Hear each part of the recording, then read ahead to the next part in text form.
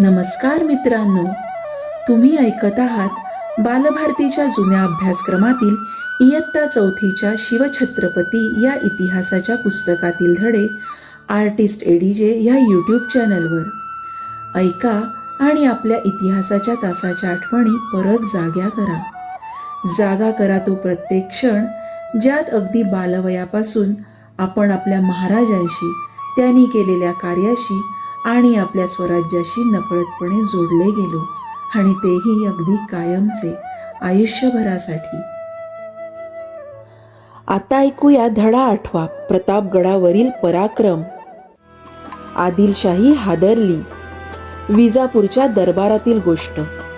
शिवरायांच्या वाढत्या हालचाली ऐकून आदिलशाही दरबार काळजीत पडला. दरबारात झाडून सारे सरदार गोळा झाले.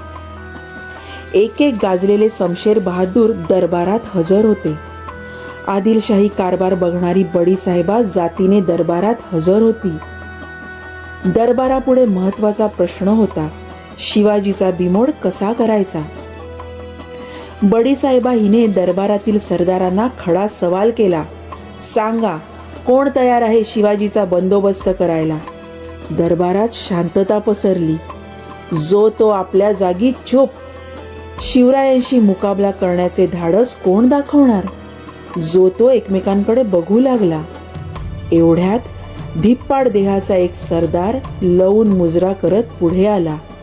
त्याचे नाव अफजल खान. खानाने विडा उचलला. तबकातील विडा उचलत अफजल खान म्हणाला, शिवाजी? कुठला शिवाजी?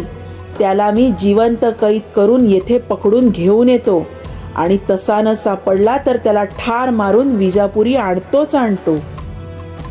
अफजल खान म्हणजे विजापूर दरबारचा भारी सरदार, तुफान ताकदीचा, पोलादी पहार हातांनी वाकवणारा, भल्या बुऱ्या कोणत्याही मार्गाने आपले काम करण्यात त्याचा हातखंडा. अशा अफजल खानाने शिवरायांना जिवंत पकडून किंवा मारून आणण्याचा विडा भर दरबारात उचलला. सारा दरबार खुश झाला. दरबारात हजर असलेल्या प्रत्येकाला वाटले, आता शिवाजी भोसला कसला जिवंत राहतो.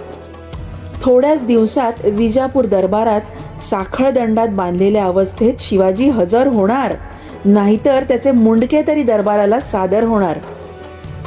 अफजल खान मोठ्या ऐटीने थाटामाटाने विजापुरातून बाहेर पडला.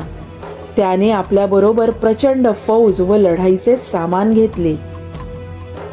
अफजल खान 12 वर्षे वाईचा सुभेदार होता, त्यामुळे त्याला त्या मुलखाची चांगलीच माहिती होती. मोठ्या घमेंडीने तो महाराष्ट्राची वाट चालू लागला. स्वराज्यावरील संकट. शिवराय त्यावेळी राजगडावर होते. त्यांना अफजल खान चालून येत आहे ही बातमी कळली. स्वराज्यावर मोठे संकट आले हे त्यांनी ओळखले, पण ते डगमगले नाहीत. त्यांनी विचार केला, खान कपटी, त्याची फौज मोठी, आपले राज्य लहान, आपले सैन्य लहान, उघड्या मैदानावर काही खानापुढे आपला निभाव लागणार नाही. त्याच्याशी युक्तीनेच सामना दिला पाहिजे असे शिवरायांनी ठरवले.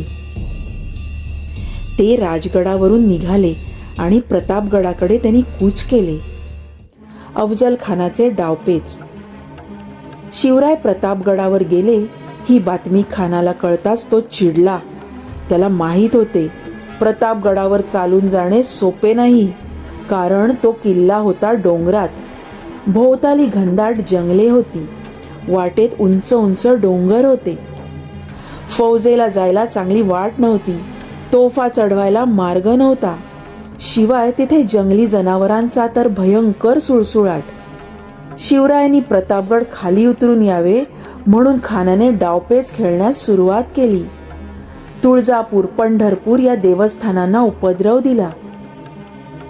रयतेचा खूप छळ केला. हे ऐकून तरी शिवराय प्रतापगड सोडतील व बाहेर येतील असा खानाचा डाव होता. शिवरायांनी खानाचा डाव ओळखला. त्यांनी प्रतापगड सोडलाच नाही. तेव्हा खानाने दुसरा डाव टाकला. प्रेमळपणाचे सोंग घेऊन त्याने शिवरायांना निरोप पाठवला. तुम्ही माझ्या मुलासारखे, मला भेटायला या, आमचे किल्ले परत द्या. तुम्हाला मी आदिलशहाकडून सरदारकी देववितो. शेरात सवा शेर. खान आपल्याशी कपटी डाव खेळतो आहे हे शिवरायांनी झटकन ओळखले. ते सावधगिरीने वागत होते. त्यांनी खानालाच प्रतापगडाखाली खेचून आणण्याचा निर्णय केला. त्यांनी खानाला निरोप पाठवला. खान साहेब, मी तुमचे किल्ले घेतले. मी अपराधी आहे. मला क्षमा करा. आपणच प्रतापगडाखाली भेटायला यावे. मला तिकडे येण्याची भीती वाटते. शिवरायांचा निरोप ऐकून अफजल खान हसला. वाह, बहुत खुशी. आपली दाढी कुरवाळत तो म्हणाला. त्याला वाटले, या अफजल खानापुढे शिवाजीची काय बिशाद. हा डरपोक माझ्याशी कसली लढाई खेळतो. आपणच जावे आणि भेटीत त्याला चिरडून टाकावे. बस. खान शिवरायांना प्रतापगडाखाली भेटायला तयार झाला. भेट ठरली.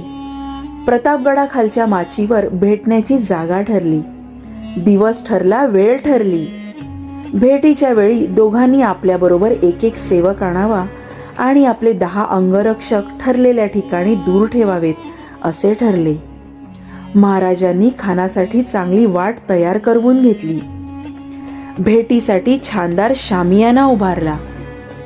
शिवराय फार सावधगिरीने वागत होते. त्यांनी आपल्या फौजेच्या निरनिराळ्या टोळ्या केल्या. जंगलात कोणी कुठे लपून राहायचे, काय करायचे याबद्दल त्यांना सूचना दिल्या. कडेकोट बंदोबस्त केला. खान कपटी आहे, शिवरायांनी त्याची भेट घेऊ नये असे शिवरायांना काही सल्लागारांनी सांगितले. पण शिवरायांनी खानाला भेटायचे नक्की ठरवले. भेटीची तयारी. भेटीचा दिवस उजाडला. सकाळी शिवरायांनी भवानी देवीचे दर्शन घेतले. थोड्या वेळाने त्यांनी पोशाख करावयास सुरुवात केली. पायात सुरवार चढवली. अंगात चिलखत घातले. त्यावर जरीचे कुडते व अंगरखा घातला. डोक्यास जिरेटोप घातला. त्यावर मंदिल बांधला. एका आस्तनीत बिचवा लपवला. हातात पट्टा घेतला. शिवराय खानाच्या भेटीसाठी तयार झाले. बाहेर सरदार उभे होते. शिवराय त्यांना म्हणाले, गड्यांनो, आपापली कामे नीट करा. भवानी आई यश देणार आहे. पण समजा आमचे काही बरे वाईट झाले तर तुम्ही धीर सोडू नका. संभाजीराजांना गादीवर बसवा. मासाहेबांच्या आज्ञेत वागा. स्वराज्य वाढवा. रयत सुखी करा. आम्ही निघालो. शिवराय निघाले. बरोबर वकील आणि जीवामहाला इत्यादी 10 अंगरक्षक होते. खान शिवरायांच्या आधीच शामियान्यात येऊन बसला होता. मनोराज्य करत होता. त्याच्या शेजारी सय्यद बंडा नावाचा त्याचा हत्यारबंद शिपाई उभा होता. तो पट्टा चालवण्यात मोठा पटाईत होता. शिवराय शामियान्याच्या दाराजवळ आले. सय्यद बंडाकडे पाहताच ते तिथेच उभे राहिले. खानाने महाराजांच्या वकिलाला विचारले, शिवाजीराजे आत का येत नाहीत? वकील म्हणाला, ते सय्यद बंडाला भीतात. त्याला तेवढा दूर करा. सय्यद बंडा दूर झाला. शिवराय आत गेले. खान उठून म्हणाला, या राजे, भेटा आम्हाला. अफजल खानाशी झटापट.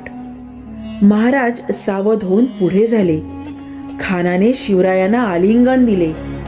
धिप्पाड खानापुढे शिवराय खुजे वाटत होते. शिवरायांचे मस्तक खानाच्या छातीवर आले. त्या सरशी खानाने शिवरायांना ठार करण्यासाठी त्यांची मान आपल्या डाव्या बगलेत दाबली आणि दुसऱ्या हाताने शिवरायांच्या कुशीत कट्यारीचा वार केला. शिवरायांच्या अंगावरील अंगरखा टरकन फाटला. अंगरख्याखाली चिलखत असल्यामुळे शिवराय बचावले. त्यांनी खानाचा डाव ओळखला. अत्यंत चपळाईने त्यांनी बिचवा खसकन खानाच्या पोटात खुपसला. खानाची आतडी बाहेर आली. खान कोसळला. एवढ्यात त्याचा वकील कृष्णाजी भास्कर पुढे आला. त्याने शिवरायांवर तलवारीचा वार केला, पण शिवरायांनी पट्ट्याच्या एका घावात त्याला ठार केले. ही खणाखणी ऐकून सय्यद बंडा शामियान्यात घुसला. तो शिवरायांवर वार करणार एवढ्यात जीवामहाला धावून आला.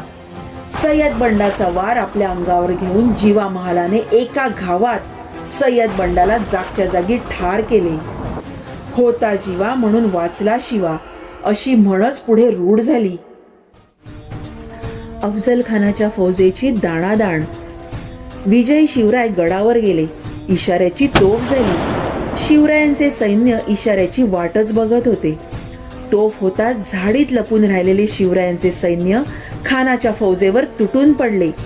खानाच्या फौजा बेसावध होत्या. त्यांना पळायलाही वाट सापडेना. मराठ्यांनी जोराचा पाठलाग केला आणि खानाच्या फौजेचा धुव्वा उडवला. अफजल खानाचा मुलगा फाजल खान कसा बसा निसटला व विजापूरला पोहोचला. त्याने सांगितलेली बातमी ऐकून विजापुरात हाहाकार उडाला. विजापूरचा सर्वात बलाढ्य सरदार शिवरायांनी हा हा म्हणता धुळीस मिळवला. शिवरायांचे नाव सगळीकडे दुमदुमले. त्यांच्या पराक्रमाचे पोवाडे सह्याद्रीच्या कड्या कपारींतून घुमू लागले. धडा 8 इथे समाप्त होत आहे. या पुढील धड्यात तुम्ही ऐकणार आहात शर्थीने खिंड लढवली. मित्रांनो, हा धडा अजिबात चुकवू नका, कारण या खिंडीत घडलेला संग्राम हा महाराष्ट्राच्या इतिहासात पावनखिंडीतील संग्राम म्हणून सुवर्णाक्षरांनी लिहिला गेला. त्यामुळे तो तुम्ही आवर्जून ऐका. मित्रांनो, यापुढेही असेच नवनवीन व्हिडिओ अपलोड झाल्यावर त्याची सूचना मिळण्यासाठी आपल्या आर्टिस्ट एडीजे या चॅनलला सबस्क्राईब करून बेल आयकॉनवर क्लिक करा आणि व्हिडिओ आवडल्यास जरूर लाईक आणि शेअर करा. धन्यवाद.